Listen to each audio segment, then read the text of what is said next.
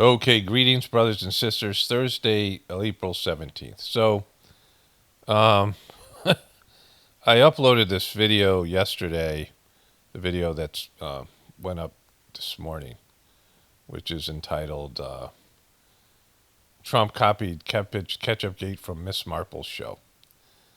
Um, and I used a 1985 three episodes of a Miss Marple show called whatever it was. I forget already. And I uploaded it, and they copyrighted it. They allowed the video to be shown. I watched the video on YouTube, so I knew it was you could use it, but they wouldn't let me monetize the video. And in such cases, I would often go back and start trimming the clips down small enough. I might use small clips as it was. But I had a weird day yesterday, and I was tired. It was already like 8 o'clock at night. And sometimes when you trim the clip, they'll find another clip and another clip, and they'll just be like forever. So I just said, I'm going to upload it and say it's a member-supported video and live with it just because I'm, whatever. I make videos every day, and I'm just, a little bit maybe, I don't want to say burned out, but, just, like just I did a lot of work outside. It was a nice day, and I just didn't have time and energy I was physically tired. And so I put I redid the intro of the video, which you guys have heard if you watched the video, saying exactly what I just said, and it needed to be a member-supported video. And I put it up, and they monetized it, and they didn't copyright. I'm like, Jesus. So, and then I schedule the videos now the day before, so they're always at 9 a.m., which seems to help whatever with viewership if you are consistent with the time.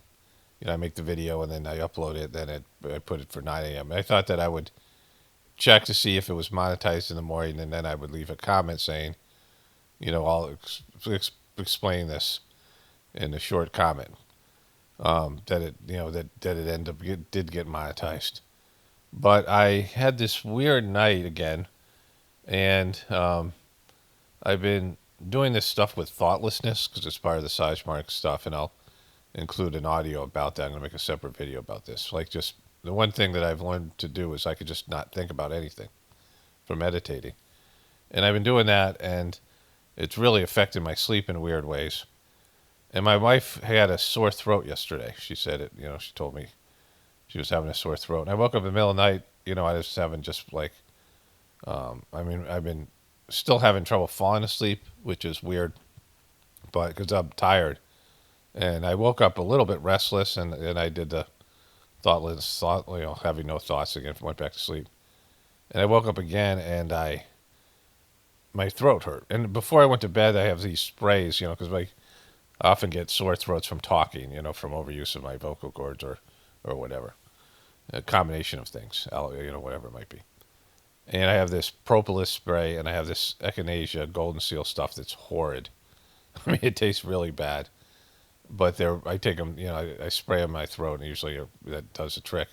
And I looked at them, and I was going to spray the stuff, but the propolis has honey in it. Spikes, it might give me a little bit of energy before going to sleep, so I didn't do it. But I woke up in the middle of the night and did that. And then I had a dream that my throat was swollen, like tonsils were swollen, which I had when I was mono. And then all of a sudden I had measles. I dreamt that I had measles. And I woke up, and my wife woke up early. She went to bed early, and we talked a little bit. But I fell back to sleep, and I slept almost 10, which is just really late. That almost never happens. And then I looked at my phone. The first comment said, "I'm seeing ads on the video," which you might see anyway if it was demonetized, because YouTube still runs ads on it. But it was monetized, so that was my morning. Anyways, I have something important to say. So there should be a video entitled Trump from me in the near future, entitled "Trump just got bitch slapped by China," because Trump is going to lose the confidence of the American people. It's already hemorrhaging that. Even some of his supporters, in terms of the polls that are coming out, and the whole everything's imploding. The Fed chair came out. The chair of the Federal Reserve, again, evil organization, came out and said this is going to be a disaster, what Trump's doing. And economy imploded and the bonds market went down again, which is what that triggered Trump to back off his tariffs. But now he really can't. He's dropped the tariffs to 10%. What he should have done is put like a 2 or 3% tariff across the board. Maybe some countries a little bit more. Enough that not enough so that they would be, you know, and not say all that rhetoric about how they're ripping us off and all that bullshit. Which I got 2 great video clips to show you about that. And and not be so fucking, just over the top, not be so Trump about it, and not call these people, basically criminals and liars and shit, countries, and not want to steal Greenland from frickin' Denmark. Like, just, it's all this stuff is just over the top. But now he's boxed himself in the corner and he's fighting too many fucking fights. Like he said, he was like fighting all these fights. He's owned completely by Israel in a way that I discovered that in my last video. And the whole thing is fucked, right? And at some point, Trump is going to have to cave. I mean, he may not do it. We'll see. And cave to China. Because, they have the upper hand now in the negotiations. Because Trump's people are going to start bailing on him. It's a problem he created, right? Like, China can go to their people and say, look, I know we're suffering, but it's because America fucked us, and just make America more the villain. I mean, Trump started it, right? Trump started a trade war. And so all these countries can go to their people and say, this guy's an asshole, started a trade war. And so, all around the world, and America's going to get the blame. But the bigger problem here is that it's all going to come back to everybody everybody in the truth community and his right-wing dopes and all these people. Because I'll start with this Marshall Wallace thing. Oh, I guess I'll follow it. Trump wants to fire the Fed chair, so we'll go backwards in time. But Marshall Wallace, who is one of the people I dislike most, and she's really obnoxious and anti-truther, she's actually able to do good reporting now. And her and all these people, the Hammer guy, all these fucking, annoying, whatever they are, hosts, whatever, even Don Lemons, all these people, they can say, we told you so. This is the Trump we told you were going to have. They can say it, and now they can also say, which is this is going to be turned on, because Trump's going to disappear. Trump's going to die, he's old, whatever, he's going to disappear. They're going to blame this on the Trump voters and social media. And so, all this stuff with Twitter, I mean, they're going to say, Elon Musk, allowing people to speak their minds is what caused Trump to beat Kamala Harris, and they're going to blame us all, because they want to do this forever. They want to, stifle the free flow of information, and they're going to basically, blame, I mean, in this case, almost democracy, but they're going to blame all of us for Trump, because Trump is not a truther, but he's truther adjacent, and it doesn't matter, and this is what they did the first time. They're going to say that this is what happens when you let dumbasses share information and crazy conspiracy theories on the internet, and, they're going to tighten everything up. I'm going to have to basically privatize all my videos for the last, these so many years, go back to that shit, right? Because that's what, and there'll be more of it. I mean, it'll be bad. It's because it'll be real, we're going to be the fall guy for this thing. I said this before the election over and over again. Trump is their asset. Trump is their weapon, the controller's weapon, and then the weapon of the Democrats. And now the Democrats get to be right, and they get to demonize all the people, the Trump supporters, and link that to, free speech, especially anything that goes against their bullshit agenda. And they can push their bullshit agenda again, especially when there's such a reaction by everybody. There's going to be a come save us from Trump kind of vibe in America, in the world. And Trump's going to, I mean, we'll see what happens with him, because he isn't in on it. I can't imagine he's in on it. He's just too stupid and arrogant.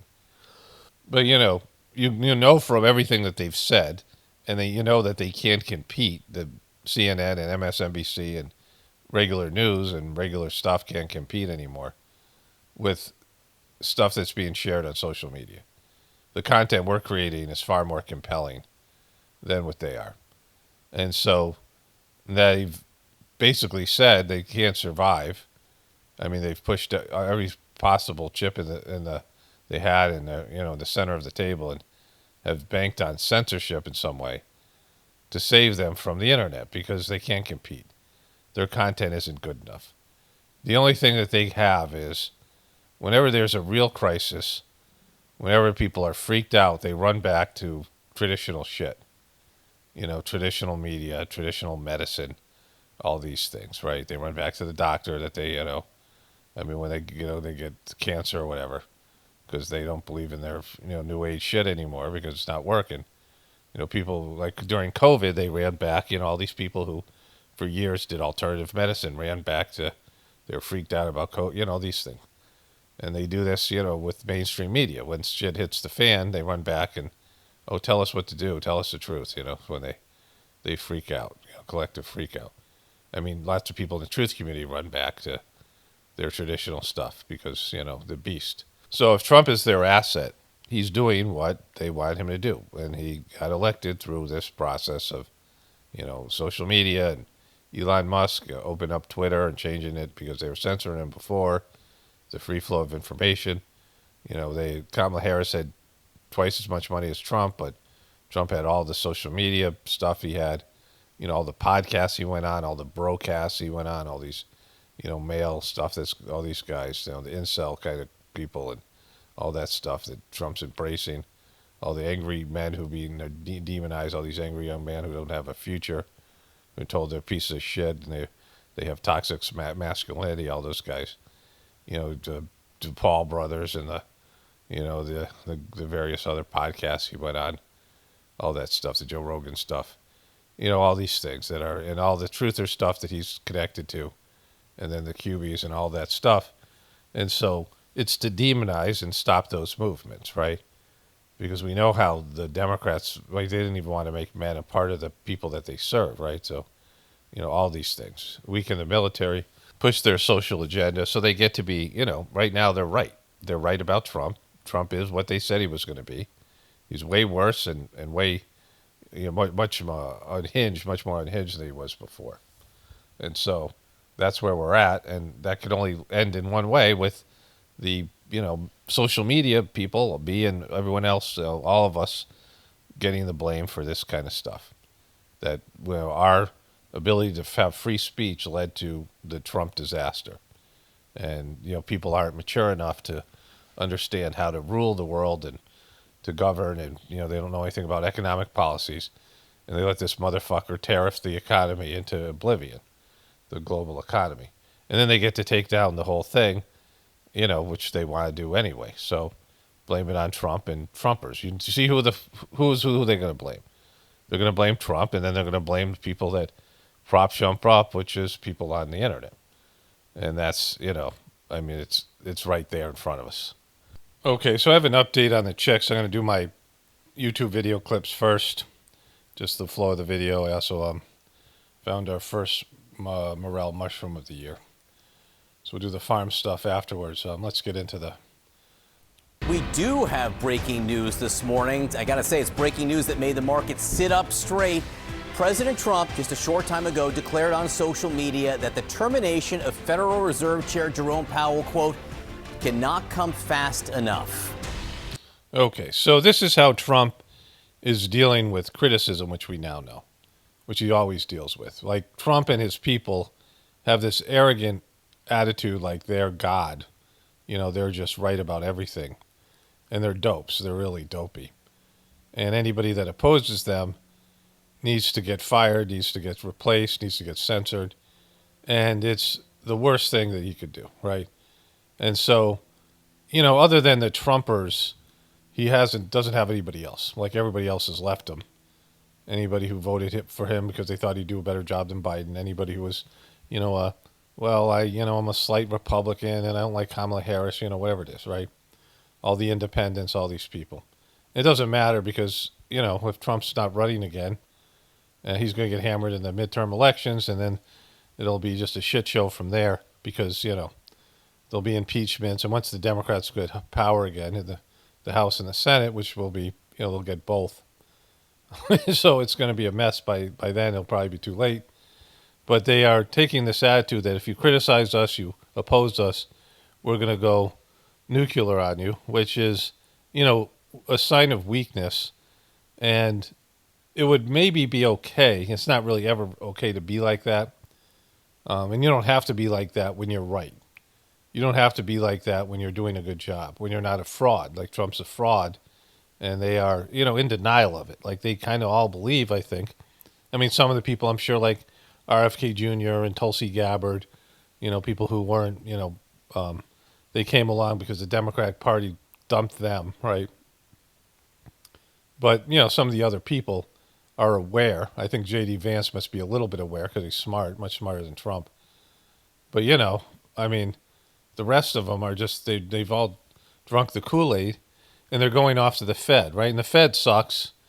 The Fed is, the Fed, it's what, our whole economy is based in, our currency and all the rest of it. The Federal Reserve, right? That when we went to the Federal Reserve System, that's when shit went, downhill to some extent, but our technology went through the roof because cheap money was available. You could get money, you could get loaned money to go and, invest in building new technologies and shit. So that's a big part of why we have the lifestyle we have, is the debt-based economy, which is doomed for failure. But either way, this is how Trump's approaching it.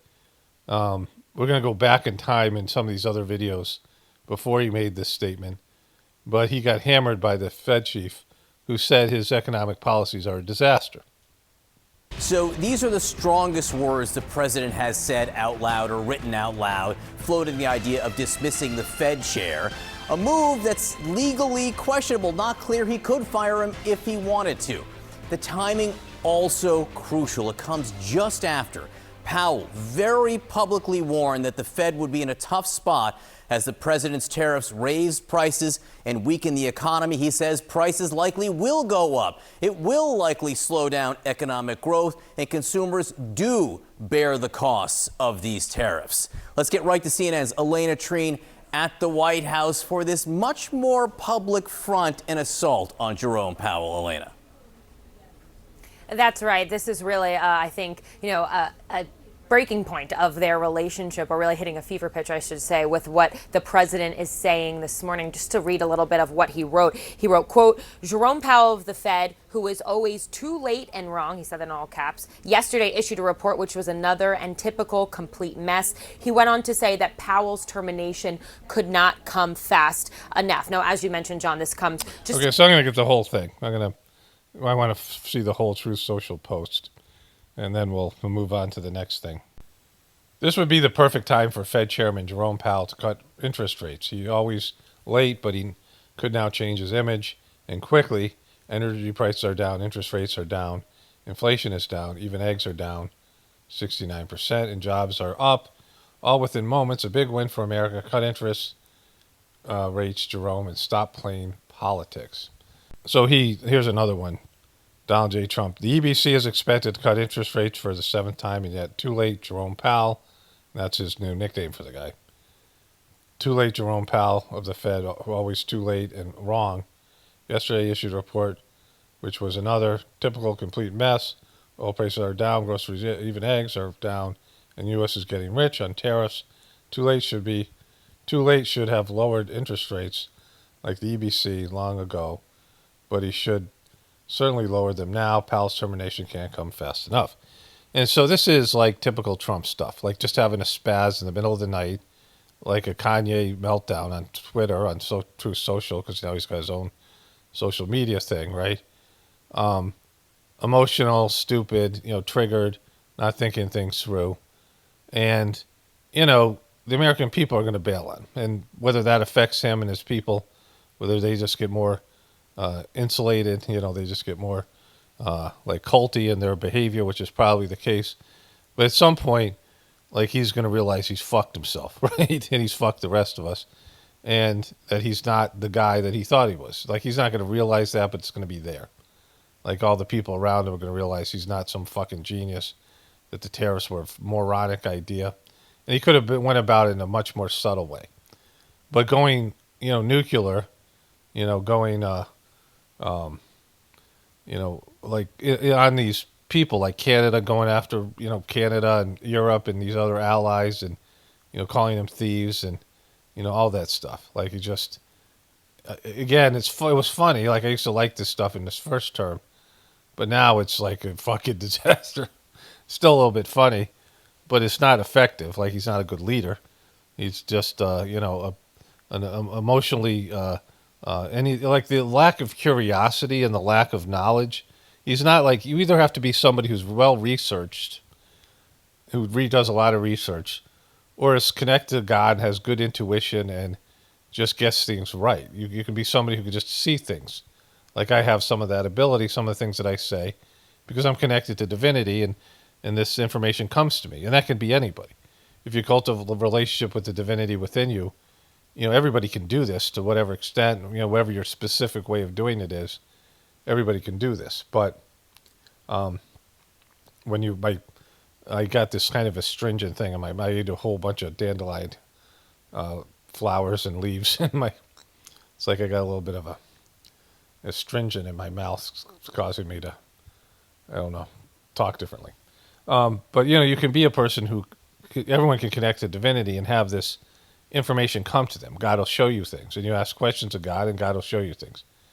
And it's, to me, the most effective way, without having to do gobs of research. I mean, knowing things and experience, you can't replace for that. If you're an expert in something and you do work for a long time, you just get good at things, right? People get good at things when they practice and they hone their skills, and there's no substitute for that.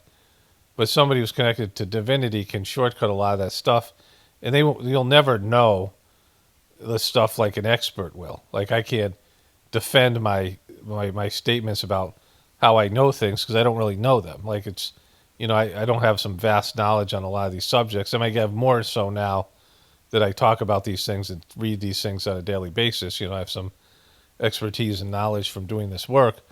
But, I'm not an expert in a lot of these subjects, but I get things right because I'm getting my information from God. I'm not relying on, my own mind and my own ability to do research, right? So there's different ways to get to truth.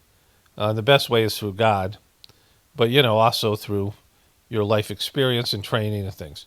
Trump has none of that. Like Trump is just the opposite of that. He's not curious. He's not well-read. He gets bored by things, so he's not interested in what's going on, and he's totally disconnected from God, and he's always on the wrong side of things, and he's always thinking he knows more and he's better than he is. He's just the worst of all these qualities in a leader. And so this is why it's a kind of a nightmare. It's kind of funny, but it's, he's tanking here. Okay, so they get into it here about whether he can fire him or not, and nobody knows, and Trump's, of course, going to try. The Fed chair is kind of supposed to be independent. It's a whole thing, right? Answer. Is there ever? Can the president terminate the Fed chair?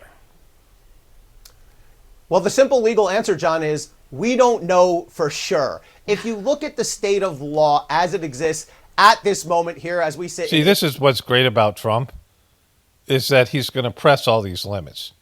Like a little 3-year-old kid testing the limits, or a defiant child testing the limits of their parents and seeing if they can really impose things and what they can do and what they can get away with. This is just, this is how Trump is. Like he's always, he's skirting the law of illegality, legal behavior. And, it's kind of funny because he's like having a tantrum, but he's good at that. Like he'll find a way around it, loophole it, whatever. But, this comes down to, this guy's the head of the banks, right? It's the head of the, Federal Reserve and all these other banks. And this guy wouldn't be saying this shit. Jamie Dimon, who's, a big Trump controller, a big Trump handler, and some of these other banksters, all these, big-time bank presidents of the big-time banks and other financial markets. This guy isn't just talking from himself. This guy's Jerome Powell. Right, this is the general consensus. They want Trump to fucking knock it off.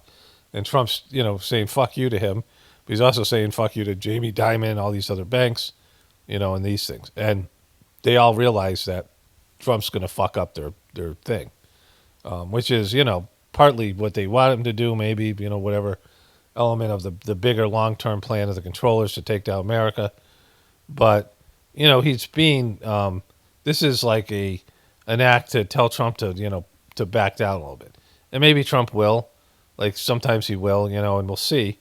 But if he doesn't, we'll see what else. Like this is kind of the interesting part about Trump because you don't know what he's going to do, and he seems to be, rebelling against his handlers a little bit. April 2025? The answer is no, and that's because of a U.S. Supreme Court case that goes back to 1935 called Humphrey's Executor, which says in these multi-member agencies, these independent agencies like the FTC, the SEC, and here the Fed, the president can only remove those members for cause, meaning if the person has done a horrible job, has been absent, that kind of thing. And so that would protect the Fed chair. However, there has been a growing movement by this administration and by prior administrations to challenge that law and to say that essentially, no, it's up to the president if he wants to fire these people, and there's no limitations on why he could fire them. And John, really important to note, if the president does fire Chairman Powell, there will be a lawsuit. Obviously, the stakes will be very high, but that may not be the case that decides this, because there's another case involving the firing of other board members of other boards of the FTC and the National Merit Protection Board that's already up at the Supreme Court. The Supreme Court has not decided yet whether they'll take it, but that one's way ahead of this potential case in terms Trump is just such a fucking litigious person. I mean, he would sue people over silly little shit, right? And Fox News was saying that he could sue AOC for saying he was a convicted, rapist and all that shit that she was saying, that thing I showed you. I mean, it's just a fucking mess, right? Like everything about Trump, like the kind of person Trump is not the kind of person that succeeds. Because division never is successful. A long time ago, when I was in a spiritual gathering in Georgia, there was this guy, Salvatore. He's now dead, and he was an Italian guy, and he came up to me because I look Italian. I'm Sicilian, but I make good spaghetti sauce. Like I have very little. My dad didn't speak Italian, and I didn't have much contact with my grandfather. Like he was, in his 90s when I was a kid, and he used to be a barber, and he had retired. This is what I remember my grandfather. Like it was hard for me to understand his accent. I couldn't really understand the guy. Like he'd talk to me, and I would get like 1 out of 3 English words. But he would say stuff, explain stuff to me. Kind of, not great, kind of creepy guy. He, not, whatever. Like I wasn't like, let me go talk to Grandpa. But he had him, he could no longer do his job as a barber, but that didn't keep him from honing his skills on his grandkids. I remember like bleeding. He cut my hair, and I was like, fuck, this guy, you let this old asshole cut my hair, right? Like I was like bleeding and shit because he was like too old to fucking couldn't see or whatever. But what was I talking about? Oh yeah, so this Sicilian guy, this Italian guy, Salvatore, is a rich guy. I think he drove some race cars and shit. I don't know his. And we were talking, and he said to me, that division, that and Master Chargy had said this stuff, but Salvatore would travel with Chargy. And he said, he always, one thing that bothers him is when there's infighting, like within the group. And there was always infighting. Like there's always drama. Some of that was cleaning. But he said the work stops. And then I heard Chargy say this in various speeches. Work stops when you have dissension, which everybody knows. A team falls apart. Sometimes you could use the tension or the jealousy or the whatever it is in some competitive way to try harder, but it always ends up, in division, right? Any kind of animosity, any kind of division within a country, within a family, within a business crushes the business. And we know that, right? We know that division just stops, the work stops. Like everything, all the energy goes into the fight. When you have a divorce, like that's all you're focused on, and the family just suffers. Like everything just is put on hold until you resolve the conflict. And Trump is always in conflict. He's always divisive. And America is always going to be divided. And, from now on, regardless of Trump, but Trump is, the catalyst they used. Trump was perfect for this because they wanted to divide America And Trump was like, people hate Hillary, but she doesn't have a lot of people who love her. She doesn't inspire people like Trump inspires his people. And so Obama, he had people who loved him, but they didn't hate him like they hated Hillary, right? And so, like there was some hatred towards the Obamas just because they're Democrats, but not as much hatred as there was towards Hillary. Like Trump has that Hillary level hate, but he has that Obama level love, right? He has the both things. And so he makes him the perfect person to divide the country. And he just does shit. Like he just does crazy, stupid shit that his base loves. His supporters love him doing shit. And the Democrats just freak out. And so, like, he's a perfect person to run this fucking country into the ground. Okay, so the title of this video is Completely Man-Made. Markets Tumble After Fed Chair Suggests Trump's Tariffs Will Tank the Economy. This is Marsha Wallace, who is a low-energy witch who's really depressing and really hard to watch, and she's so anti-truther and so obnoxious and just whatever. One of the most unlikable people MSNBC puts out there. They're all unlikable, but she's top 2, top 3. But she has a good piece here, and she gets to have a good piece because Trump has delivered for them what they wanted Trump to deliver. Like, he has done everything they wanted him to do to make them right, to make them be relevant, right? All the things they said about Trump is coming true, and she gets to do this. And this is, quality, I guess I don't want to call it journalism, because, this is not a journalist, but because Trump has given them this. Trump is their gift, right? He's the asset for, he's a deep state asset, right? Not that I believe in the deep state, but, It is without question Donald Trump's single biggest vulnerability right now, and the greatest threat to his standing even among his own voters and supporters. Remember, many Americans signed up for a wholesale disruption of the status quo and are not yet startled by the dismantling of federal agencies. Many of them wanted to turn the tables on some of our most trusted alliances, and many approve of more aggressive policies on immigration and deportations. But what no one, not a single voter, signed up for was an economy that is right now flashing red, in a state of mortal danger. Just look at how the Dow closed today, down around 700 points. Related or not, just this afternoon, Jerome Powell, chair of the Federal Reserve, expressed some concern today, suggesting tariffs and the uncertainty surrounding their implementation could soon force the central bank to balance two somewhat conflicting goals: controlling inflation and supporting economic growth. The New York Times today adds a new layer to all this. Quote, economists and policymakers are still rubbing their eyes in wonder that an American president single-handedly threw the world into such economic turmoil and then celebrated. Consumer and business confidence has plunged. Uncertainty is paralyzing purchases, from a new home or car to a new factory. Investors have signaled their lack of faith in the U.S. economy by selling off Treasury bonds. That's the traditional haven when the outlook darkens. Again, these developments aren't just a... See, like, that is a good, piece of, like, whatever, rant or whatever it is. I mean, she doesn't rant. Like, she's so low energy. And the New York Times sucks, but they get to be right now. Because Trump has done all these things, right? And what she said at the beginning about how, yeah, Trump supporters are like, yeah, take down the agency, get rid of the Department of Education. Yeah, fuck Canada, right? Fuck them all, fuck Europe, and all these things. Which, I'm all on board for that kind of rhetoric because, it's entertaining to me.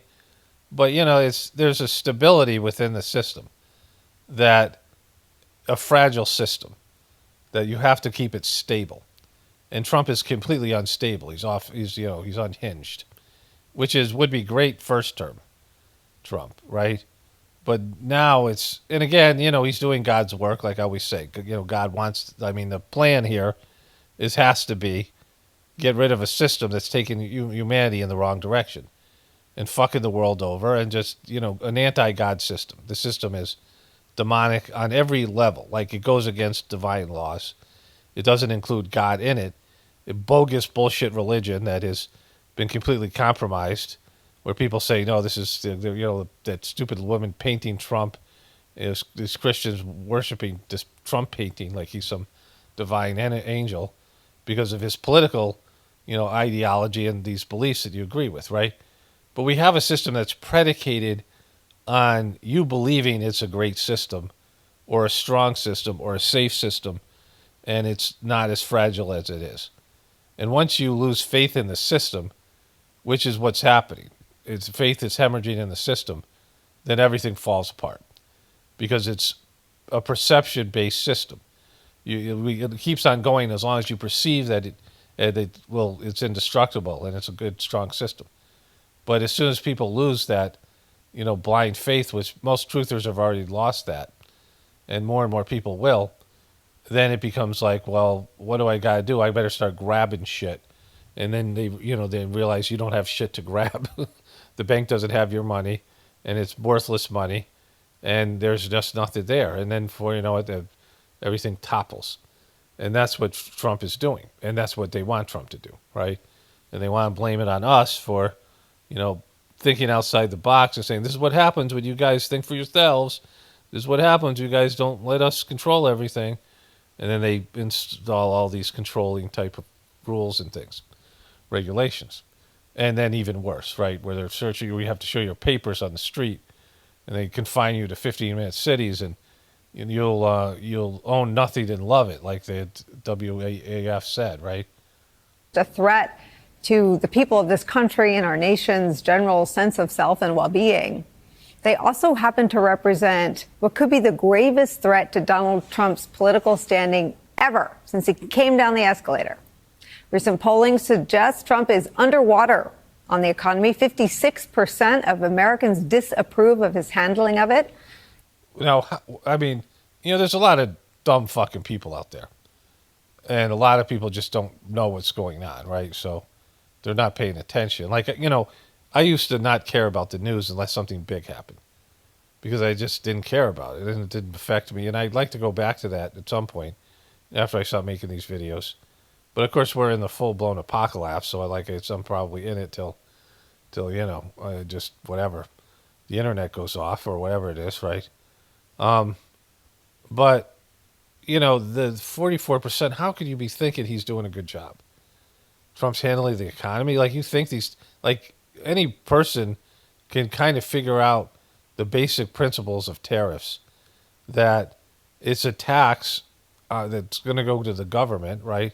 It's another agency that's passed on to the consumer, and it's the worst kind of tax. It's like a sales tax, right?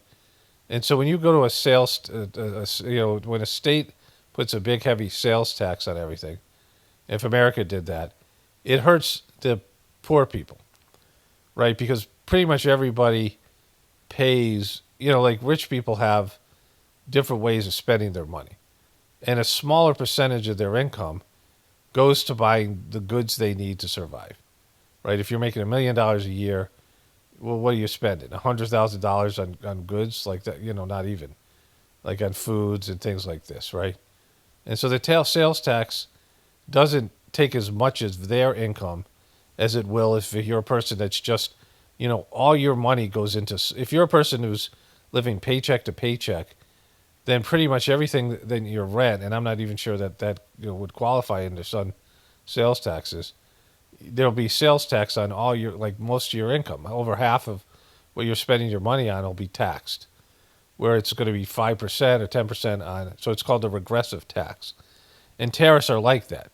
And so it's going to be passed on to you, the consumer, and me. And so more of our money goes to taxes, paying off these tariffs, than it will be for rich people. It's the worst kind of tax, right? And so, and listen to this smug fuck. Just 44% approve. But that's the top line. Look deeper. Puck reports this, quote, even Trump's own voters are starting to express real concerns about his ability to bring down costs and manage the economy, an area that was once seen as a key strength of his, given his status as a quote-unquote businessman and candidate and president. Echelon found that while 74% of Trump 2024 voters strongly approve of his immigration policies, just 53% of his voters strongly approve of his handling of the economy. Indeed, there are red flags for Trump lurking in every corner and crosstab of the Echelon poll. Only 44% of voters approve of his handling of the economy, down 5 points since February. On tariffs, 55% of voters disapprove, up 6 points from February. A massive 70% of all voters now say they are concerned about tariffs. A measly 11% of voters say tariffs should be a top priority for the U.S. economy, a hilariously bad number for a key presidential priority. Today, those starved for signs of... I mean, it just depends. I don't think Trump gives a shit. You know, he has flirted with the idea of running again, and, you know, it's just not going to happen. I mean, you know, if he's getting kickbacks, like every one of these countries that capitulates and allows Trump to build some sort of Trump thing in, you know, their country because of, like, them wanting to win his favor, right? They give him something. He gets a kickback in one way or another. And he can, you know, move his whole empire to some other country. I mean, he's down to Florida, like, he can't go back to New York, right? And he isn't going to live much longer. Like, is Trump going to live to 90?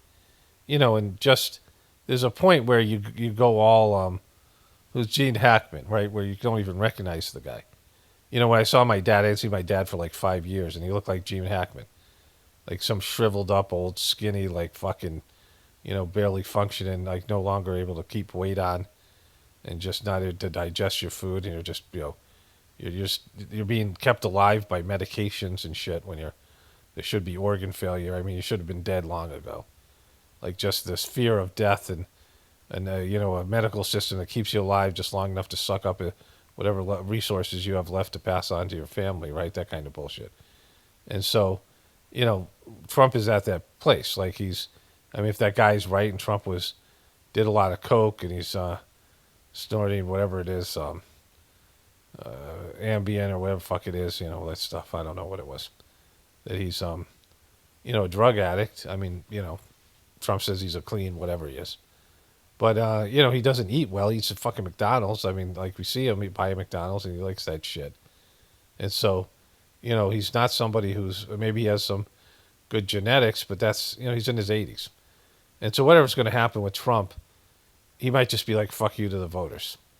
Like if he realizes he's just going to go for this and he's, you know, kind of in it to where he can't fucking back down. Like to come in this aggressively and call our allies thieves and just fight all these fucking different battles. And now he's fighting battles with the Fed. He's fighting battles with various countries. He's fighting the battles with the Democrats and all these people, environmental people. He's, you know, all across the board. I mean, he's just a fucking chaos agent, which again would be funny and is still a little bit funny. But, you know. Life from Trump's political opposition would be heartened to see what is actually happening, especially what California Governor Gavin Newsom announced, that he and his attorney general are suing the Trump administration in federal court over those sweeping tariffs. Watch. We're asserting ourselves on behalf of 40 million Americans.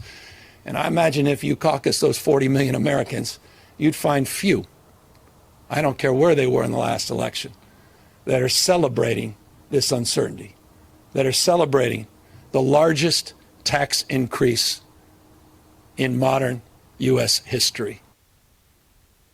It's where we start. Like that fucking guy gets to be right.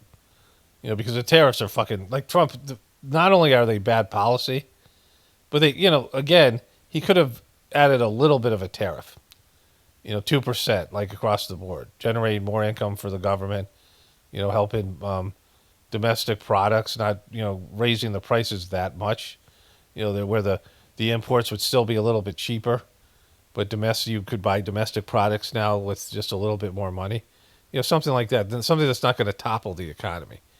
A 2% increase, a 3% increase, and not say that everybody's fucking, you know, rich and, you know, like every other country is richer than us, and we're poor America and we're getting fucking taken advantage of. Like that's just a fucking complete lie, right? You know, we're the number one economy and number one military, and you know, like not acknowledging that. I mean, the rest of the world's like, what? You want fucking more? Like you guys don't have a fucking enough. You have 25% of the resources. And so, like, just the blatant lies, the misrepresentation of reality, right? Today with some of our most favorite experts, reporters, and friends. CNBC senior economics reporter Steve Leisman is back. Also joining us, David Frum, staff writer for The Atlantic, host of the new video podcast, The David Frum Show. With me at the table, New York Times editorial board member, MSNBC political analyst Mara Gay's here. All right, Steve, I feel like everything, you're E.F. Hutton. I just dated myself forever, but... I just dated myself forever. See, this is a fucking annoying bitch. It gets to be right. I just dated myself forever. I said E.F. Hutton. It shows how old I am. What you say comes to pass, sometimes not in the next news cycle, but certainly by the next couple. And the economic underpinnings of what roiled the markets seem to have seeped into the minds of the voters and the people of this country, but perhaps more notably today, the Fed chair. Tell us what's on your radar. I just want to say this. I watched all of what this guy said, and I agree with a lot of it. Like it was, it might have been in the tub, but, I kind of listened to it. In the background somewhere I was doing something. But, the thing here is, again, what I'm saying about perception. Like when I realized that our system's fucked, we're like, it's a weekend at Bernie's system, where it's a dead system that's being propped up. And that's a great way of looking at it. Weekend at Bernie's. Like it's a dead system, a zombie system that nobody wants to say is dead. If you ever see that movie with Robert De Niro playing Lou Cipher, Angel Heart. And there's this guy, whatever that guy's name of that actor with the accent, Mickey Rourke. And Mickey Rourke is searching for some guy. He's a private detective. Spoiler alert. So at the end of the movie, it's very demonic, voodoo, very devil worshipping. And this guy, Lou Cipher, who's Lucifer, at the end, he realized he's searching for himself and that he sold his soul to the devil. And he's been avoiding the devil, and he's, and Lou Cipher takes his soul. But he's been walking around just looking for himself, and he's a corpse. He's talking to all these people, and they don't tell him he's looking for who he is. They know who he is, right? And then this thing happens. But it's like that. Like it's the economy that once you realize the system is insolvent and bankrupt and completely fucked, and the debt-based economy and the immorality of the people, that the system should have collapsed years ago. But it's too big to fail, so there's been all these efforts to keep the system going in a very Ponzi scheme, pyramid scheme type of way. And the issue here being that when you do something like that, at some point people are going to realize the system's fucked. Like all of us in the truth community, when we realize that our money is worthless, it's monopoly money, and that all of it, the debt-based, when we understand the usury system, all the things that we learn through truther stuff that's out there, truther narratives, we learn about the Fed and the creature from Jekyll Island, all these kinds of things, the books that were written. And that it was, went to a scam-based economy that was a confidence game, right? A perception game. And so what Trump is doing here, oblivious to himself, is ruining that perception. Where America is standing in the world and the way people look at America and the way that Americans look at themselves and their system is going to be damaged beyond control. And then the perception goes, and then it's like, all right, this thing just fails. You're planting the seed of doubt. And even, the Trumpers who said, all right, we finally have a guy who's going to do the things that we knew would, whatever. This is a guy who's going to do it. He's going to do the stuff that and the liberals had that in a way with Biden and the Democrats who pushed their immorality and their bullshit gender stuff and all that stuff and all their bogus policies. And we now know that neither the Democrats or the Republicans have the answer. And people are going to be like painfully aware of that, right? That both sides are fucked. There is no solution. That the system's doomed to failure. And then people start to fucking panic. And then other shit starts happening, wars and disasters and knockout blows one after another. And then the system crumbles. And it should crumble because it's a fucked system. But, Trump is the guy who's fucking it, right? Like he's the guy who's, exposing it not as a truther, but as a moron, like as an incompetent fucking boob, an imbecile. So we got a 1-2 tariff punch to the market today. We began down sharply when NVIDIA, which you may know as one of the highest flyers of the 7 highest flying stocks we had, announced that was going to take a very large charge because of a new a restriction being put on the export of chips that it had designed to meet prior export restrictions. Well, the market didn't like that, and it traded down. And that went across the day until about 1:30, when Fed Chair Jay Powell gave a speech and where he said, you know what, these tariffs put us in a particular pickle. We cannot cut rates to save Pickle, he just dated himself forever. the economy if there's a downturn or a recession, because the tariffs threaten inflation. And only when we are sure that the inflation is temporary can we come in and cut interest rates. Now, of course, this is a particular situation because the Fed usually doesn't have a dilemma between these two situations. When unemployment falls, inflation. When unemployment rises, inflation falls. So it really doesn't have a dilemma. Tariffs do both. They cause the economy to decline and growth to contract, and they cause higher inflation. So the Fed is saying to the markets, we can't help you out here. And the markets took another leg down. It was a really tough day in the markets because the Fed chair said, we can't help. And you're always so good at tying what the market is reacting to what people will sort of eventually. People will. I'm so that they did, they did myself. Have to contend with. And I've been reading both the Times as well as some regional papers from around the country that used to be my job in the White House. And people are starting to apply local sort of needs and products to the global crisis that Trump has created. And people are starting to understand that things that are made here and things that are needed here to make things here are all in jeopardy. I mean, that's right. And I mean, honestly, if the president had stopped for a second to think about any of this stuff. Steve Liesman. This fucking guy's name is Steve Liesman. He almost certainly would have come up with a very different policy. But you can see, like when he first put tariffs on the auto companies, 3 days later, he came out and he got rid of them. And then he said, well, no, the auto companies need a little more time. Then he put them back on. Then he took them back off. It's really kind of very difficult for anybody to plan anything right now. But also what he's saying here is true. Because, again, I knew almost nothing about tariffs when Trump started talking about it. I mean, I don't care about them, right? It's not my thing, right? It really isn't going to affect me. But then, he put these tariffs on, and then these things started to happen, and then we all started to learn about them, right?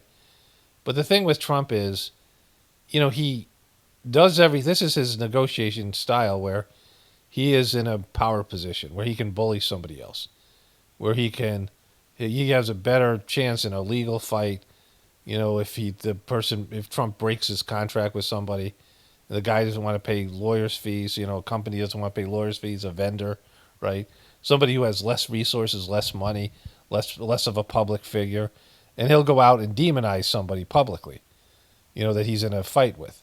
And so Trump has these weapons where he'll demonize somebody, try to ruin the person's reputation, threaten legal action, where a person will be like, it's just cheaper for me to settle.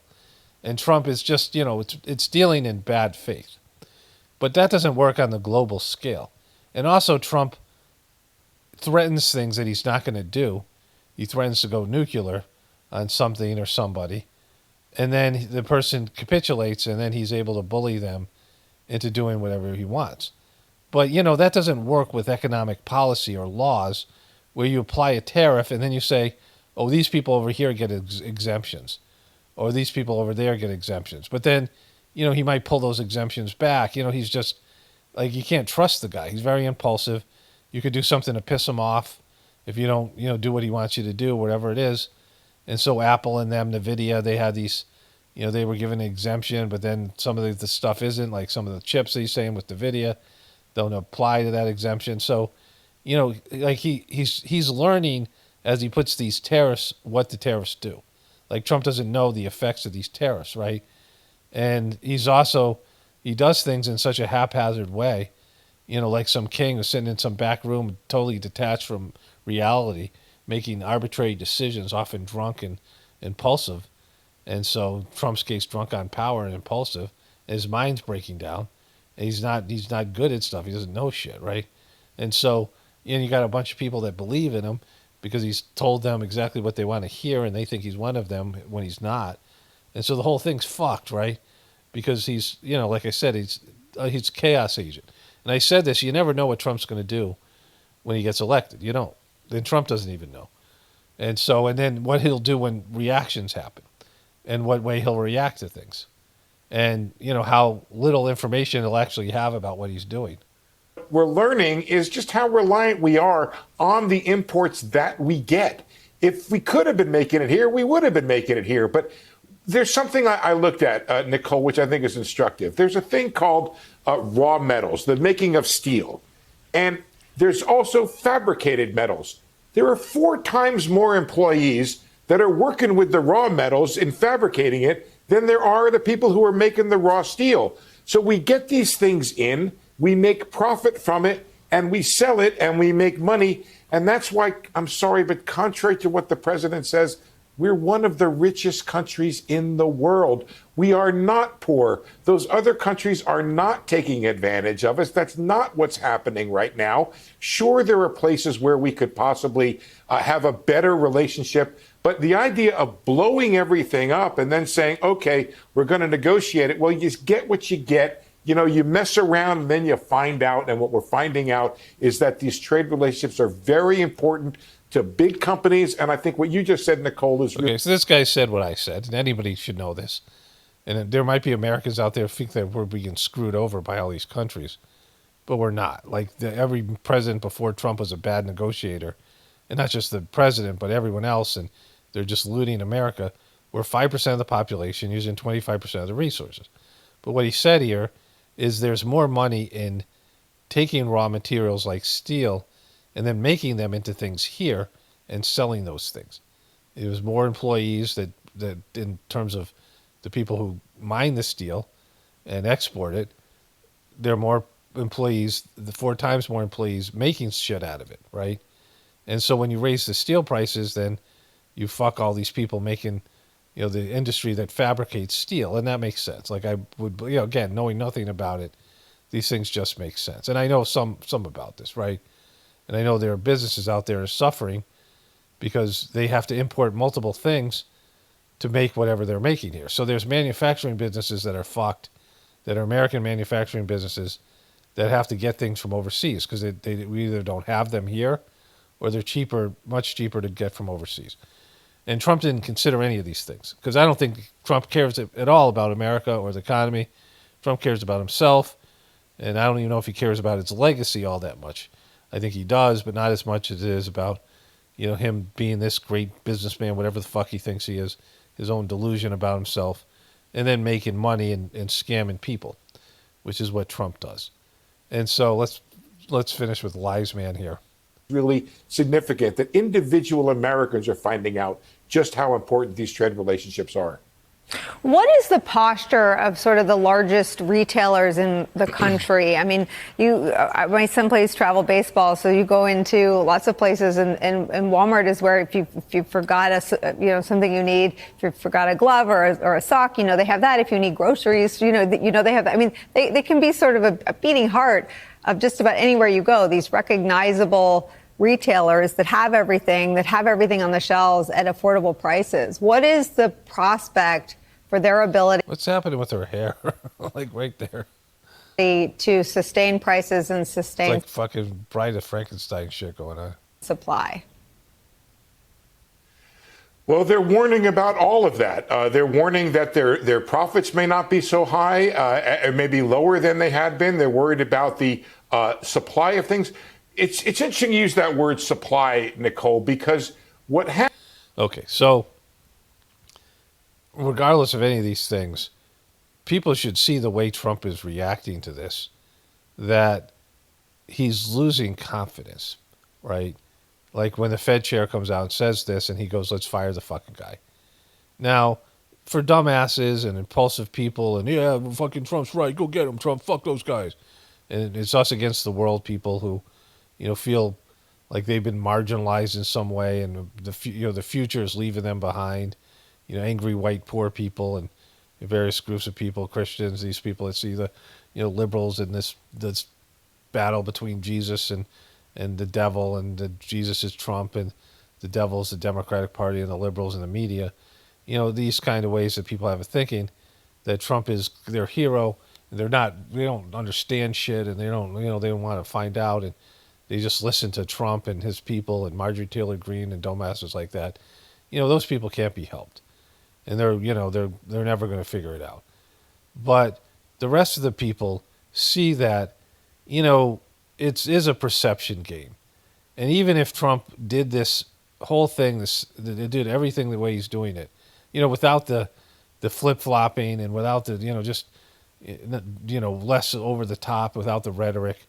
If he just did it with just some sense of grace and then I understand your, like not changing his opinion, but sounding reasonable. Like, yeah, we've taken that into consideration.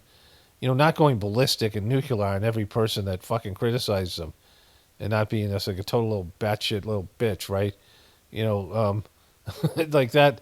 That stuff isn't a good leader. Like, that's not what a good leader does. And I used to love it in his first term because I always thought the presidency was a joke, and Trump was showing it was a joke, right?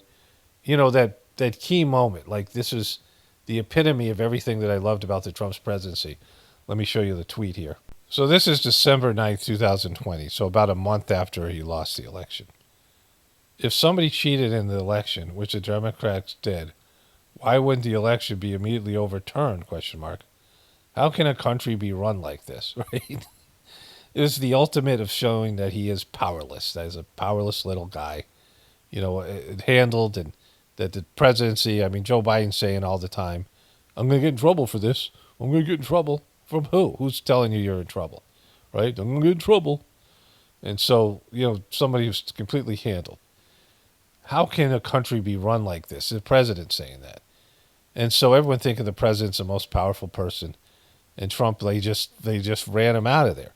And I think he thought he could change that, but they're going to run him out of there again when they want. And there's all these powerful entities, and there's all these people involved in this, and he thinks that he can strong arm everybody, and whatever he's going to do. When they want to get rid of him, they'll get rid of him, right? If they really want to assassinate him, which they really should, right? I'm not saying to do it.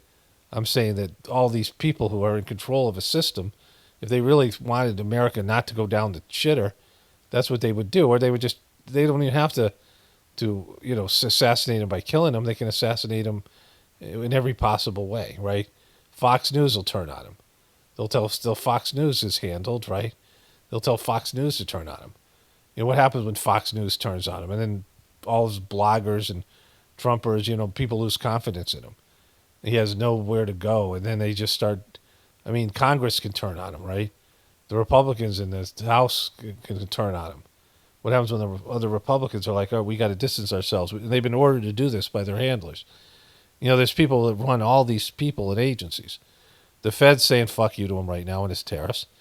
And then, this is only a couple months into his presidency. And so there's no person that they'll let have absolute power. There's no way they let Trump have real power. Like, why would they? Why would you do that? Like, somebody who has real power can get rid of you, right? Can turn his military on you and, his economic policies on you as these billionaires and trillionaires that shadow government people, right? So they're never going to give somebody the real power of the presidency. They have their own checks and balances to handle and control the guy. And so, this is where we're at as a country. And, how can a country be run like this? I was just like giddy when I saw that. Like, after his 4 years, it was a good story, right? Other than his Operation Warp Speed that fucked us and his handling of COVID and the economy thing, that was what it was. And the election, which was kind of interesting, the whole thing, that was all disappointing. And everyone going to bed thinking Trump won, and then them counting these absentee mail-in ballots all night and all that shit, and then all the stuff, and Rudy Giuliani's face melting. It was marvelous. The election night when Rachel Maddow was crying, to the 4 years of Trump's presidency, it was an epic story, but then it was just Trump whining about how he really won and all this bullshit, all these other things, all the stuff that went with it. And then, the 4 years after, which sucked, Biden being president and being, it was funny because Biden was doing funny shit. I was going to cover that. A guy with Parkinson's, with mental, some guy with cognitive difficulties that you can make fun of, right? Because it's like, most people, you got Parkinson's. Oh yeah, I can't make fun of that guy. He's got he's got Alzheimer's, right? But a guy with Alzheimer's, that they're in denial about having Alzheimer's, and he's making decisions. A guy who's a president of the United States, a guy with cognitive issues, with mental issues, age related, that you could actually make fun of because he's a president. Like, that was fun. That was great. And there was other things about it, but it was like, a weird 4 years, and Trump, the media still focused on Trump and all that shit. But now, like Trump going full Trump, I mean, it's just, it's not entertaining. There's little bits and parts of it that's funny, but it's a disaster, right? And, like I said, the country should go down. It's a bad country, and Trump is, leading it in that direction. But, like it's not so fun now. I said the apocalypse is funny till it's not. And then when shit starts hitting, stuff hasn't hit yet. The inflation and the economic issues that are going to happen because of this are, beginning to kick in. Anyways, let's move on to the next thing here. Okay, so this is a huge one in terms of World War III. World War III alert.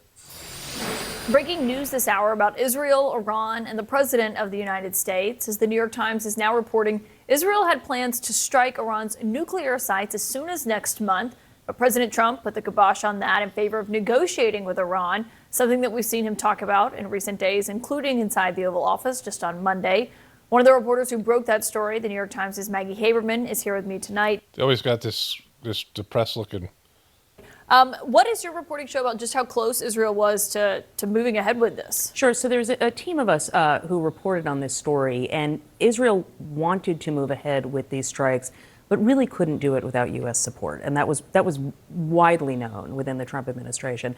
And President Trump, yes, he has been very bellicose about Iran, but he has also been very clear that he doesn't want Iran to get a nuclear weapon, but he also would like a deal with Iran. It is something that he has talked about for a while, and he waved Israel off of this essentially in terms of the U.S. supporting these strikes because he wants to try a diplomatic route. And the feeling among some of his advisors is, if we do this, there's nothing lost if we try these talks. If they don't work, the option of a military strike is always there. These strikes on Houthi targets were sort of seen as a midway point for some of the administration. It has underscored, and it's a debate with nuance, but that there is some divide within the administration on how to handle Iran generally. Yeah, and the president seems very wary, from your reporting and also what he's said publicly about this, of taking a step like that and not being able to pull it back. And you report about warning. Okay, so, that doesn't sound like Trump at all, right? When has Trump been wary of taking a step like that and not being able to pull it back? The one thing is with Trump, it's war. Trump has been a little bit more cautious with war. I think he gets a sense that, with economics, like he goes bankrupt and gets bailed out. Like he just doesn't have a sense of any sort of consequences for his economic policies. But during his first term, he seemed very hesitant, even though he wanted a North Korea-style military parade when he got inaugurated, right? Which was fucked up. But he seems very hesitant to go into war. And think about this. So if he's hesitant, like the guy who's really impulsive, and, he was saying if Iran doesn't, and again, leaking this getting out there, this is also putting it out there that this was something that they're willing to do. Remember, Trump said it would be very bad for Iran if they don't want a deal. So this is also to put pressure on them to get a deal. But, the rest of the world is seeing these things. And Israel is pushing for, willing to strike inside Iran, which has a massive military and a strong alliance with Russia. And Iran is, it would be a really tough war. It would cost America, and it'd be a nightmare. And so if Israel strikes inside Iran, it's with the idea that America is going to come to their defense if Iran goes into war with them. And so there's a war with Iran, which is then a war with Russia, which is then nuclear war. And Trump has at least hinted at this publicly, saying if Iran doesn't cut us a deal, it's going to go really badly for them. And now there's this leak from inside the White House. And, I know they want this out intentionally. And so this shows you how fucked we are. I mean, let's watch a little bit more. I'll come back to this. Things that he's gotten from some officials like Tulsi Gabbard over, I mean, it could go not the way they expect it to go, essentially. Correct. There are a number of officials in the administration, and these are conversations that have been ongoing in various settings among themselves, not all necessarily in a group in front of the president. But there is a broader than not broad consensus emerging that there is no reason to get involved in something that might not be able to be contained as sort of a surgical strike on Iran, even if it's on all of the nuclear facilities, that this could develop into a broader war, which President Trump has made very clear privately and publicly. He does not want to end up committing the U.S. to another drawn-out conflict. Yeah, and this meeting happened on Monday in the Situation Room. That was also the day that we heard from the president as he was meeting with the president of El Salvador, making clear they do not intend to return Kilmar Abrego Garcia to the United States, despite what the... Okay, so let me switch over to voiceover here. Okay, so this is kind of significant. To whatever truth there is about this, like we don't know how much truthful this is, but or if Israel, which they always do, they want to bomb Iran. Remember? John McCain, he's saying that bomb Iran, bomb Iran. There's a lot of things about this. But the first one is Israel's totally willing and able, or willing, maybe not able, but wanting to get America into a war with Russia. Because that's what that is, right? Because to take on Iran Russia has an alliance and there's a line in the sand that would be crossed.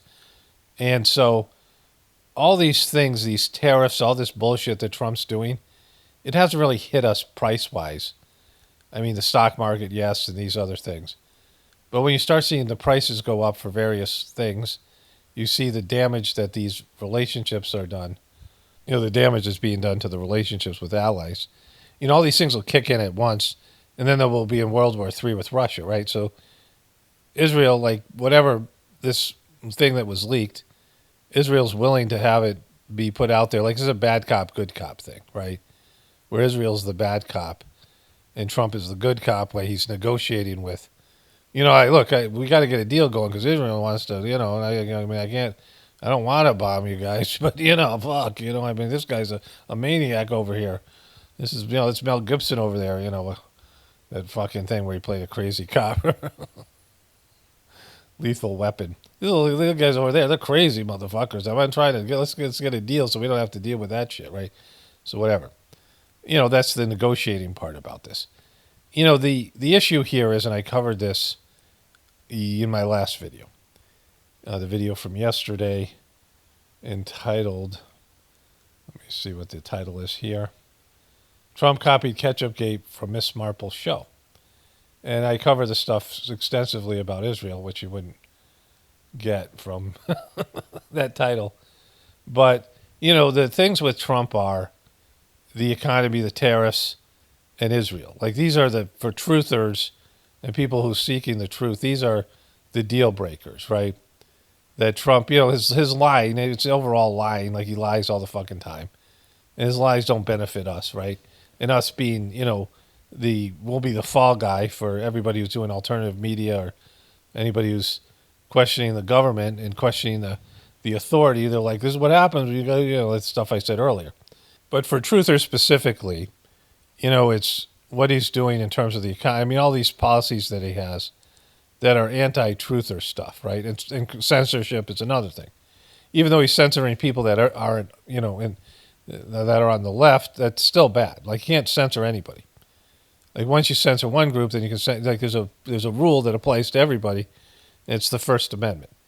And you got to be, Kennedy was very clear on this, that the people who are standing up for, like the ACLU and these, civil liberties, like these various liberal agencies, you stand up for Nazis and KKK because they have freedom of speech, right? To whatever extent that, it becomes something that's a violent plot. But, in terms of just being able to express yourself, everybody should be able to do it because, it's up to the good people and the system itself to, create enough, and the school system and the media and everybody else to do a good job that those opinions that are dangerous are fringe opinions, that people are, loving the system and seeing, are good people, and they don't want to go, they don't want to follow the crazy people that are going to post crazy shit, right? But now they're saying, well, everybody's batshit crazy, everybody's stupid, everybody's, Trump is proving this, and like the Trumpers are proving this. We know the liberals proved it before when these people who, you looked at Joe Biden, who's clearly senile, and so people are too stupid to think for themselves. And when they do start thinking for themselves, it's, they think they do a bad job of it. They make the wrong choices. But going back to it here, Trump is, he has done certain things that should be red flags for anybody who thinks of themselves as a truther or a truth seeker or whatever you want to say. Like he's a liar, he's a piece of shit. And then there's, his financial dealings with really ultra rich people, banks and Wall Street, and his scamming the government and all those things he does. And there's Israel. And Israel is one of his main handlers. And they're doing a genocide as a Palestinian people. And Trump is encouraging it. The shit that he said about that was horrific. And, whatever you believe or don't believe about Israel, whatever responsibility for all this that you put on Israel and Jewish people and all these, ways of thinking about it, it's clear, this one thing is very clear, that Israel and America have different interests. They can't have, two countries can't have all the same interests, right? And Israel has done shit to America already. America giving Israel gobs of money and weapons and a blanket support where nobody can really invade Israel without having to deal with the American military and the American economy, because there could be economic sanctions as well. That America is protecting Israel. And what we're getting from Israel, well, they have a strategic location there in the Middle East, so there's something. And they say shared intelligence, but Israel oftentimes withholds intelligence. Israel stole America's nuclear secrets, and there's the guy who was the producer for the Fight Club movie and other Hollywood movies, was a spy for Israel. Israel has spies and people in administrations. Israel bombed a U.S. naval ship during the 5-day war. The naval ship was a peaceful, had all these big satellite dishes and shit on it. It was an information gathering ship. And it was going to the region to pick up information when our ally was Israel. And they bombed the ship and they tried to sink it. They hit it with a torpedo and the thing didn't go down. And they killed a number of people. There's like limbs, body parts laying all over the deck of the ship. And Israel, who did the bombing, and they wanted to make it look like it came from Egypt, so America would go to war with Egypt. It was like a false flag thing. Also, they didn't want America to gather information that Israel was really the culprit and the instigator in this war. And so they bombed the ship, it didn't work. And the torpedo hit it just didn't fucking sink, right? And then Israel had to come out and say sorry. And then, and they had a helicopter come over and say, can we help you? And the Americans were giving them the finger and, were like, fuck you. And these Americans came back and they still are bitter. You can find the documentary about this. It's an Al Jazeera thing. And it's, well done. And it's, it's something that most, hardcore truthers know, people who are aware of Israel. But Israel bombed the shit out of an American ship. And these soldiers, these naval men, were treated like shit. Like they didn't sink.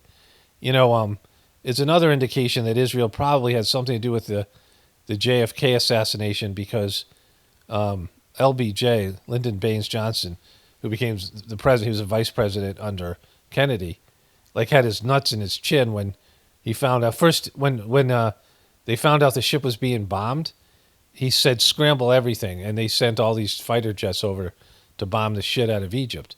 But then when he found out that Israel did it, he pulled everything back.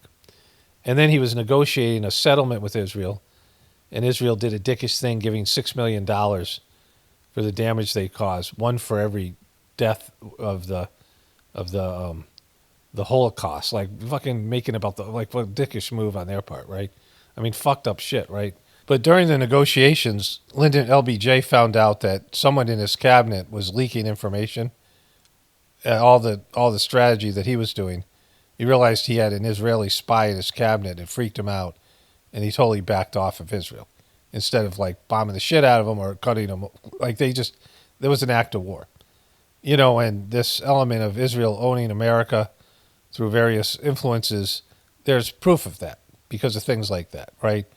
And so Israel's interests aren't Americans' interests, but that's not how America, especially Trump, feels about it. And so this should be a red flag, especially for right-wing people. I mean, there should be concern about this. Maybe some of these evangelical Christians who, are Zionists and they just don't know what the fuck they're thinking about or doing. But everyone else in the truth community should be like, fuck this guy. I mean, it was a deal breaker for Kennedy. Kennedy said a lot of great things, but the way he just completely blew it on Palestine and Israel, whatever he was doing, it was fucking pathetic. With full knowledge that he must be aware that both his dad and his uncle, that Israel played a role in their assassination. Certainly his uncle. I mean, that's, there's lots of evidence to support that. But in all that, the main point about this thing is that, Trump and these mistakes he's making are just red flags. They're enough to, like what he did on Operation Warp Speed, this way that he handled COVID, the way he handled the election, the way he turned on the people that he sent up to Capitol Hill on January 6th. These are all red flags, that this guy's a piece of shit. He'll throw anybody under the bus, doesn't take responsibility for his own failure, and he's a failure. He's a walking bankruptcy, right? He runs shit into the ground. And so, like, this is just there. It's there for everyone to see. And people just don't see it because they can't see it. Because the alternative to that is, well, it's not the Democrats, right? Like, if there's no political solution, so what then? We know that there's no winning an information war. We know that Americans aren't going to come together and agree on a path forward. We know Americans are, entering into more and more idiocracy land. So if there's no political solution, then we're fucked, right? So if Trump sucks, then we're fucked. And most people can't deal with that, right? The Democrats have their own, shitty, stupid beliefs about this.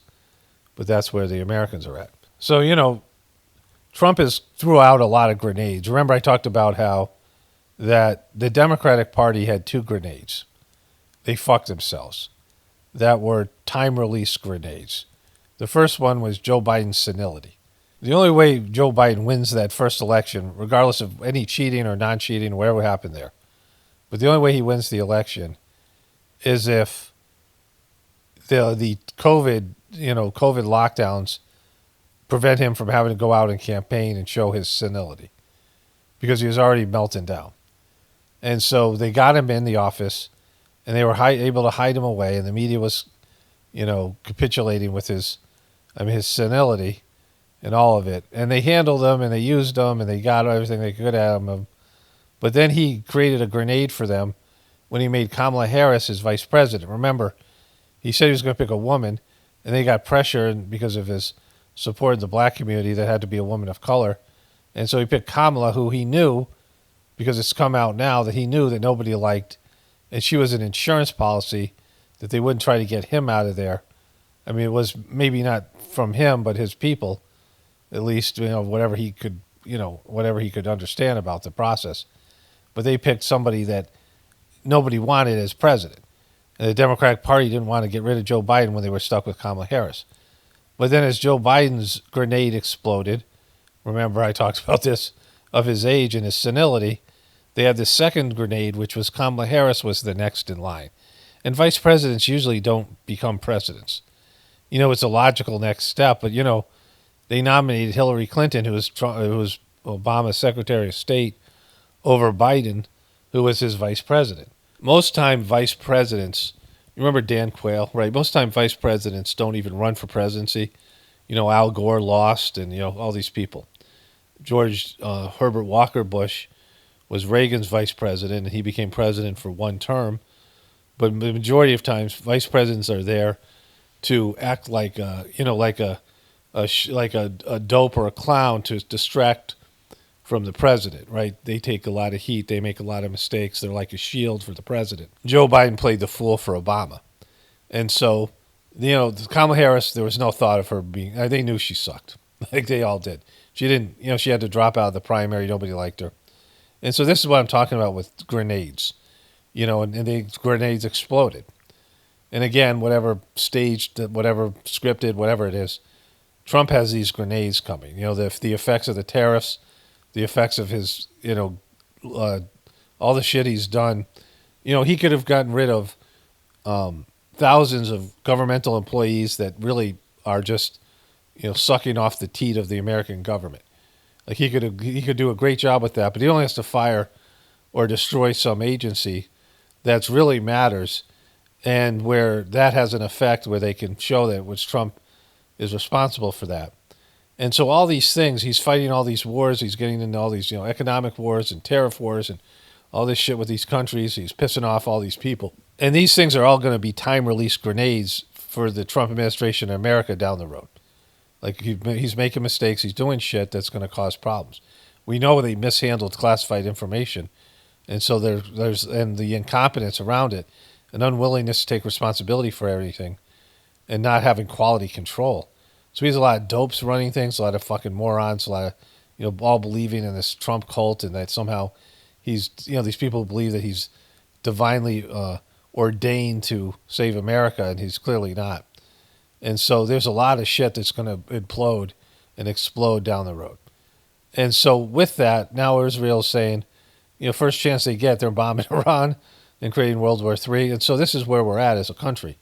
And people should be, very wary of it, because this is just like a nothing story that's going to, disappear after today. I mean, today's Thursday, April 17th. Probably they'll talk about a little bit, maybe tomorrow it'll be gone. It's a negotiation tactic, but right now it's on the table because Trump threatened it. And if Iran and Trump doesn't get a deal, there's also fair play.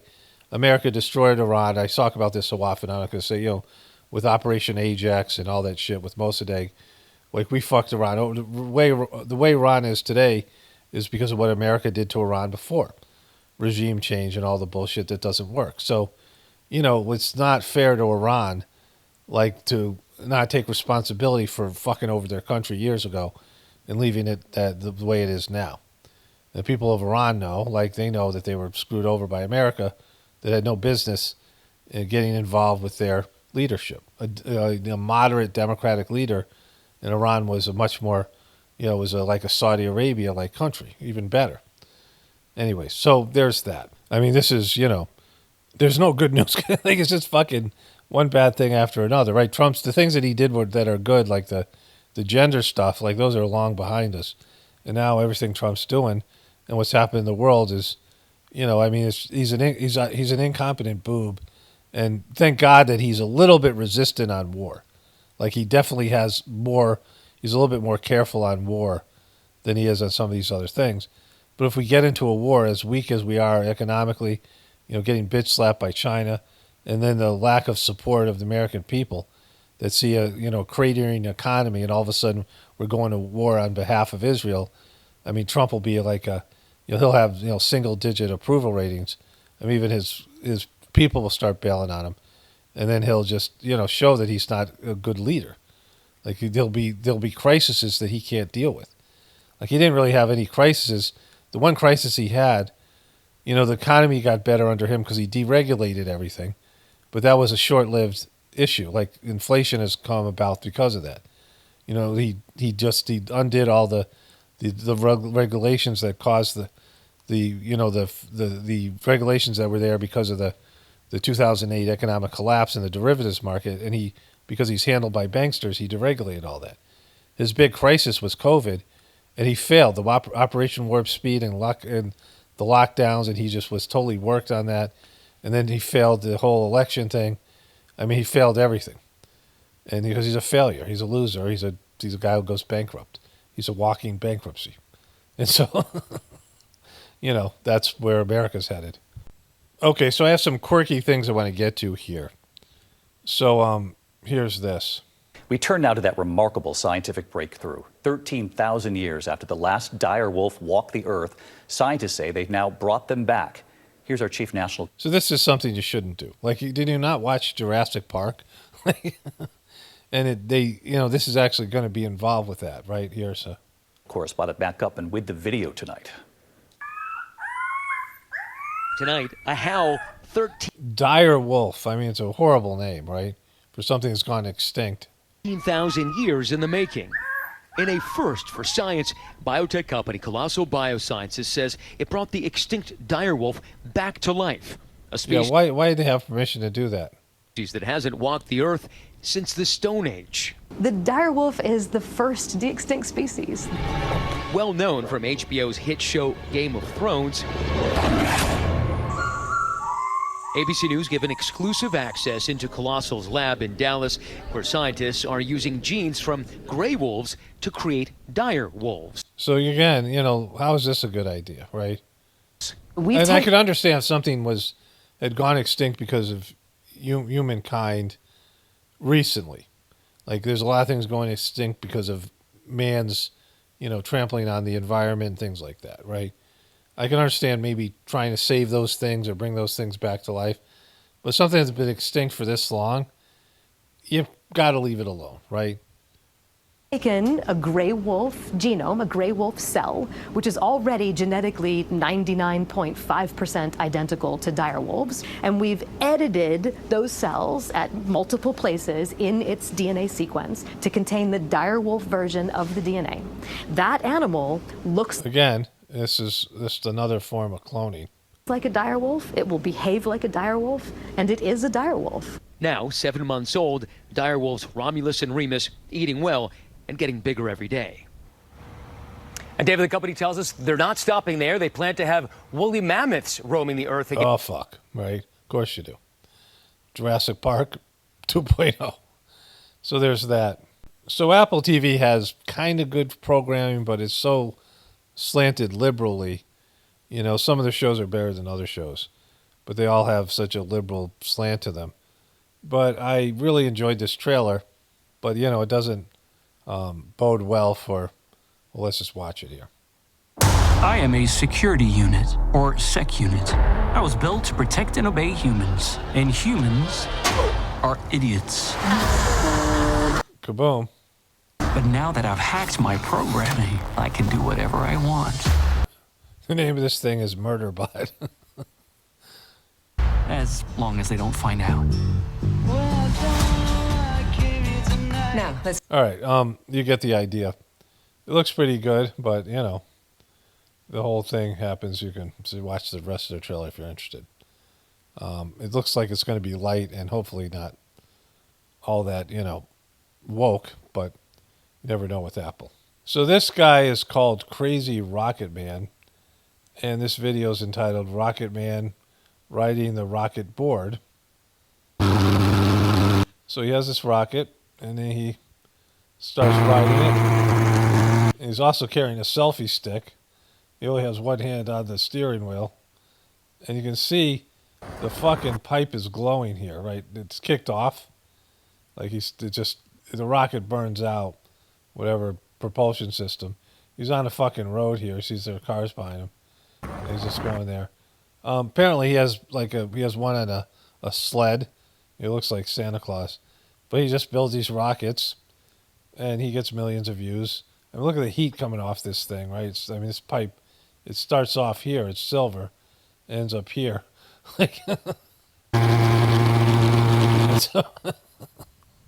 So that's what YouTube's got going for it, like these kind of things. I mean, look at it's just glowing. I don't know how hot that is by his legs. Mufflers on a motorcycle. Anybody who's rode a dirt bike and has dumped their dirt bike, almost everybody who's rode dirt bikes, including myself, has a burn on their leg from a muffler. And if you don't, you almost do, right? Depending on, you could have had one. But this thing, man, I mean, this is, I don't know what metal that is, maybe aluminum, but it's full out glowing there. So that's the Rocket Man. So there's one more thing I want to add here. You can't see it from any of the clips I'm showing you, but he often looks at the selfie stick. Like he keeps on looking at his camera, his phone. And, you know, he's built a rocket, but he can't find a way to build some sort of selfie stick attachment so he can keep both hands on the wheel and just have the, the stick be there. It might vibrate a little bit, so that's an issue, but still it's going to vibrate from, I don't know what he's just got to, just have two hands on the wheel. That's all I'm asking here. So, Little Nas X, and again, I don't know if this is, because Justin Bieber did this, and there was a real pro-vax woman a Canadian actress who had this happen to her. It's happened to about 10 or 15 famous people. They get Bell's palsy. And maybe he's doing this because he's losing pop. Everyone's forgot about him after his horrible videos. It's like where he was sodomizing the devil, remember? But here it is. This is me doing a full smile right now, by the way. It's like, what the fuck? Bro, I can't even laugh right, bro. What the fuck? Oh my God. He's got Bell's palsy. Kind of dropping like flies, but I'm getting a little suspicious that, if there may be lots of people that have it, and, which is being caused by the you-know-what. But he might be doing this, like they found a way to do this so they can get attention. Because Justin Bieber did it. Okay, so we get Morel Mushrooms every year. My wife's a big mushroom person. And she was really happy to find that we had these mushrooms. And we had a lot of them last year. I covered this. I told more of the story. But here's our first two this year. Kaboom. Over here by the trees. Nobody. Stay away, Tels. Another Morel mushroom here. Next to the other one. I'm sure there's a bunch more out here somewhere. The grass is a little bit long. This one's a little bit better shape than the other one. Second day I brought these out here. It was like 3 days ago. Still in the 50s, a little windier today, a little hotter, a little windier. They like the sun. They're not all bunched together, so that shows, they're doing okay. I'm not going to leave them out here that long. Tulsi took a jump at him, and now I yelled at her. She's staying away from him, which is good. Anyways. The latest update for the chicks. They built this thing here.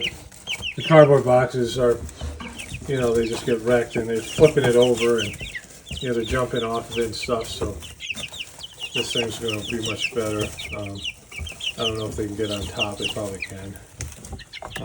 But it's a much bigger area for them now as they're getting bigger. This will be a permanent thing we can just have in here when we put all the stuff away, and then we have to find the right size box. So just, basic sort of, construction. It's not, didn't take an architect. But I'm pretty happy with it, so. Tulsi's pretending to find something over here so she can be around here. Then every once in a while she looks back at the chicks. She finds places to be around the thing, but not really be next to them. But she keeps on peering over like she's some girl like some guy and just looking at him, or some guy like some girl and keeps on glancing. And so, she's finding ways to, be close to the chicks. Okay, so the way I get them out of these things is I catch them all here. I pull down this thing. I'm standing on top of the rest of this thing. And I'm going to scoop these guys into the bucket. Okay, usually I put Tulsi inside. There's Buddy. He's not as aggressive. Here they all are. They barely fit in here anymore. They actually fly out now. I'll hold the camera over them to prevent that. Here's Tulsi. Pretty psyched.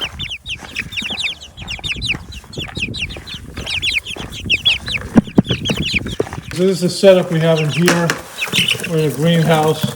It's warm today because it's sunny. It's about 50s. We'll put a branch in there. Some weed tree I just cut down. The heat lamps here. Got their food here, and I'll go get that place for them to hide. The one thing is it gets hotter. It gets really hot in here.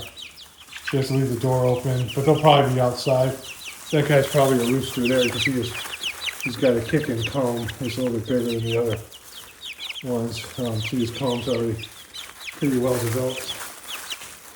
And that guy. What do you think, buddy? Tulsi? I love the greenhouse. We just haven't had time to use it properly. We've grown Tulsi in here and some other things. It's nice.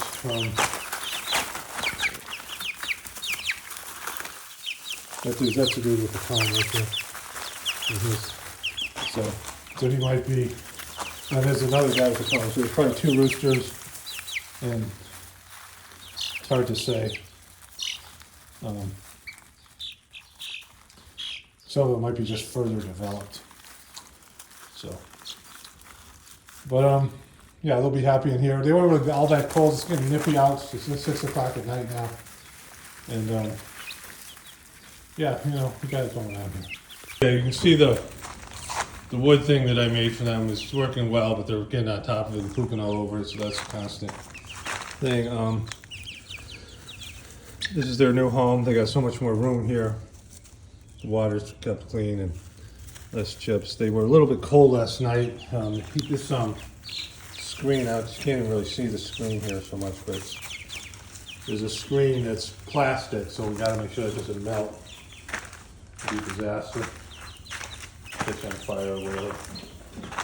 Seems to be, it's fine with the heat lamp that far away. I came in and adjusted it last night. It's amazing these infrared heat lamps that the bulbs last forever. I mean, for a long time. They're on constantly, producing a lot of heat. There's the same kind of infrared bulbs that people use for, health stuff we used to use them. Haven't done that in a while. But yeah, they're almost like little chickens now. I guess they're called pullets. They're into the pullet phase, teenagers.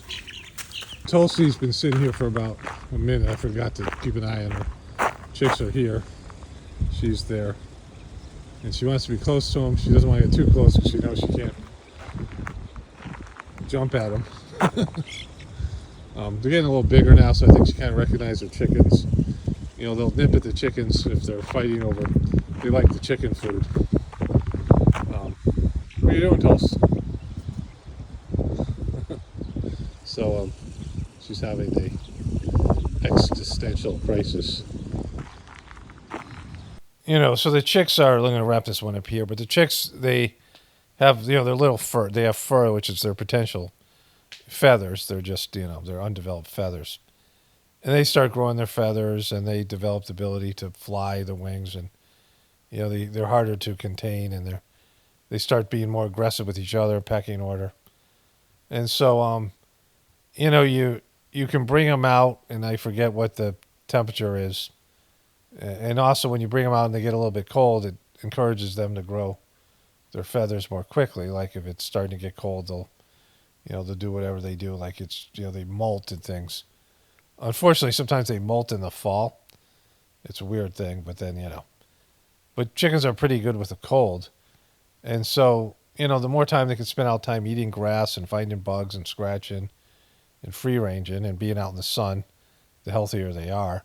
And also the cleanup becomes a hassle. So it becomes this process of transitioning them outside and training them so that they go into the coop at night. We have automatic doors. We have a backup coop. If they went in with the regular chickens, the chickens would just beat the shit out of them. I mean, it's just, the chickens are brutal to chicks. If you have a mom that goes broody and she can raise the chicks, then she'll protect them, even against chickens that are, like her motherhood instinct will forego the pecking order. So if there's chickens that are dominant over the broody mom, in most cases, the broody mom will stand up to them when they try to peck her chicks, right? It's weird, it's obviously a, motherhood thing. But we're, moving towards getting these chicks outside, and then they'll be in an old coop that we have, and then they'll live there for a while till they get big enough to matriculate in with the chickens. But the chickens will chase them around, so it's a whole kind of thing. We only have 9 chickens now. They're older. We only have 5. The most eggs we get at any one time is 5. So we have 5 chickens that are laying. 4 of them they're just over it, right? So they're all older. And, these new chicks got to come in. I would say, it looks like that, I think I got 9, or I think 8 or 9. I think it might be 9 chicks. And I would say at least 3 of them are roosters, maybe 4. So, but I think the majority are hens. And we don't need all those roosters, so that's going to be a whole thing. We got, that's the price you pay for getting, straight run. But, it's mostly going good. And, in terms of farm life, I had a good day outside working and doing those things, which is great to do, balancing out, the apocalypse as it unfolds. Only spirituality will save this world. It's paramount, definitely pointing from the apocalypse and the ascension. Everyone have a blessed day and be grateful.